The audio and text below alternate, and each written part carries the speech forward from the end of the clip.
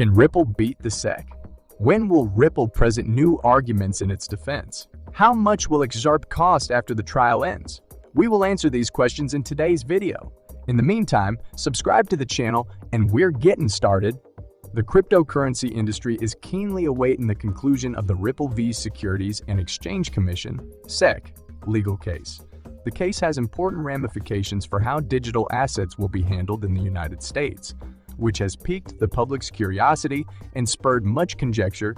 In light of this, the SEC has increased its regulatory control of the crypto sector in the last week, attracting significant criticism from certain industry players who allege that the agency's approach is biased. According to the most recent update, prominent Ripple and SEC case critic James Phelan has once again called for the resignation of the regulator's head Gary Gansler. This follows the SEC's crackdown on staking while suing cryptocurrency startup Paxos over the issue of its Binance USD stablecoin. According to the regulator, the stablecoin is classed as a security and was issued in violation of the law. It is also worth mentioning that Ripple is being sued by the SEC for selling unregistered securities in the form of XRP tokens. In this sentence, John Deaton, the XRP holder's attorney in the SEC's action, deemed the securities designation deceptive.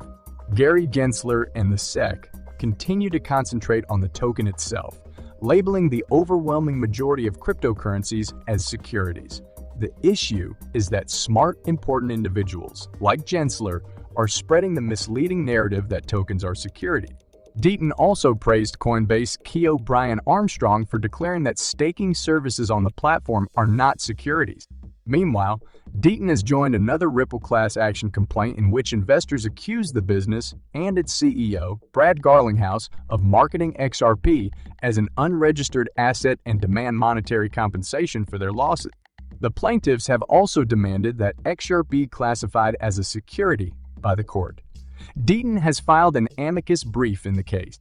The Ripple and SEC lawsuit is still being criticized, with Stuart Alderoty, Ripple's general counsel, calling it misguided. Similarly, Deaton characterized the SEC's reasoning as schizophrenics about the common enterprise concept. He further said that the court might deny summary judgment. Furthermore, although the eventual conclusion of the lawsuit is unknown, the crypto world has keenly watched the dispute between the SEC and the blockchain-based sharing platform Elbri. The SEC specifically sued Elbri for selling its LBC coins without first registering with the authority. However, the court determined that LBC tokens are only securities when sold directly. With the positive verdict for Elbri, there is a growing call for XRP to be relisted. Notably, XRP supporters have been pleading with Coinbase and Binance Us to reinstall the coin on their respective platform. The rise in momentum behind this effort begs the issue of whether it can persuade exchanges to relist XRP. However, there is still ambiguity surrounding the SEC's continuing case, and it remains to be seen if the agency would extend the litigation over the projected March 2023 deadline for a summary decision. Despite the legal ambiguity in the United States, Ripple has maintained its growing pace in other areas of the globe. The U.S. Securities and Exchange Commission (SEC) lawsuit against Ripple Labs is not the only battle the company is currently fighting. In fact, there is a court case that has been under trial for a longer period of time. The class action lawsuit filed by XRP investors against Ripple Labs and CEO Brad Garlinghouse, which has been pending since November 2018. The case, which is being heard in the U.S. state of California, is led by lead plaintiff Bradley Sostek, with 3 lawsuits, Zakinoff, O'Connor, and Greenwald. Consolidated into one, the plaintiffs accuse Ripple of selling XRP as an unregistered security and seek damages for losses suffered from the sale and alleged promises by Ripple. In addition, the plaintiffs are asking the court to also classify XRP as a security. Attorney John E. Deaton, who is already involved with a respective amicus brief in the Ripple vs.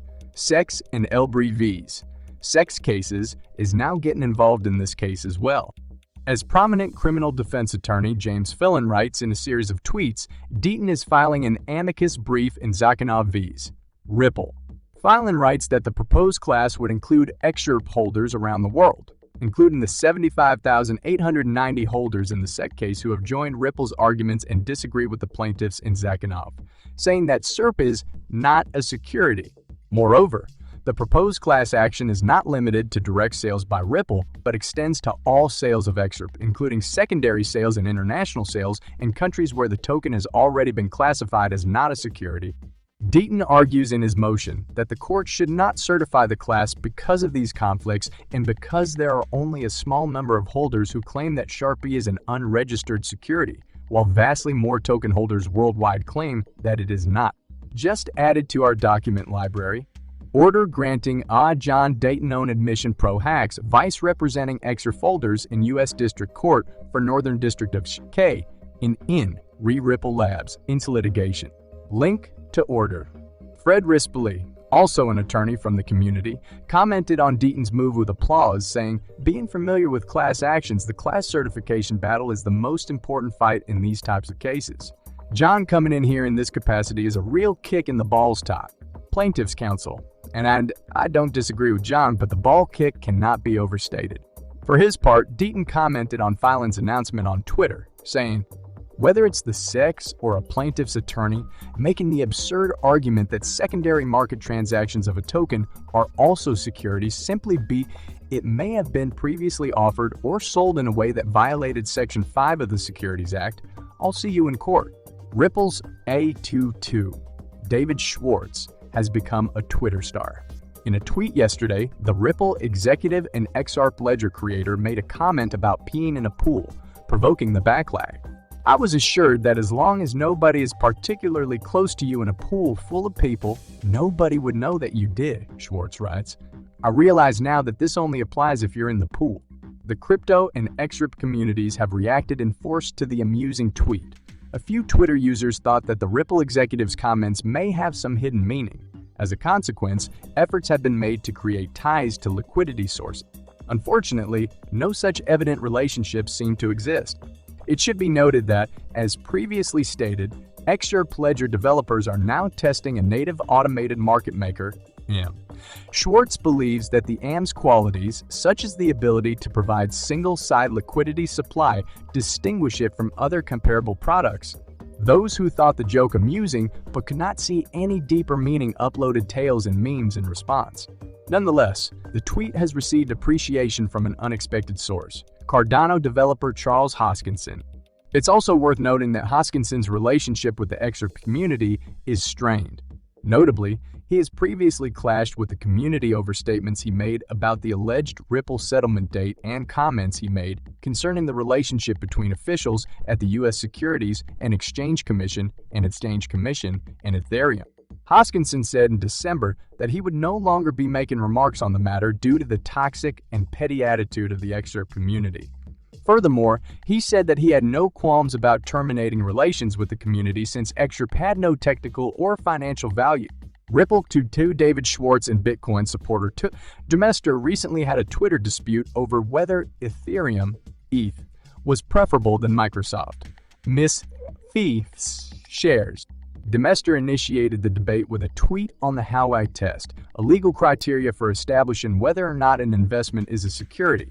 Demester stated that ETH meets the Howey test because it is a pooled investment in which the profits are dependent on the efforts of others. "I'm not sure I understand what you're saying," Schwartz remarked. "You assert that ETH represents a joint financial investment in a joint venture. They acquired their ETH directly from ETH, you say?"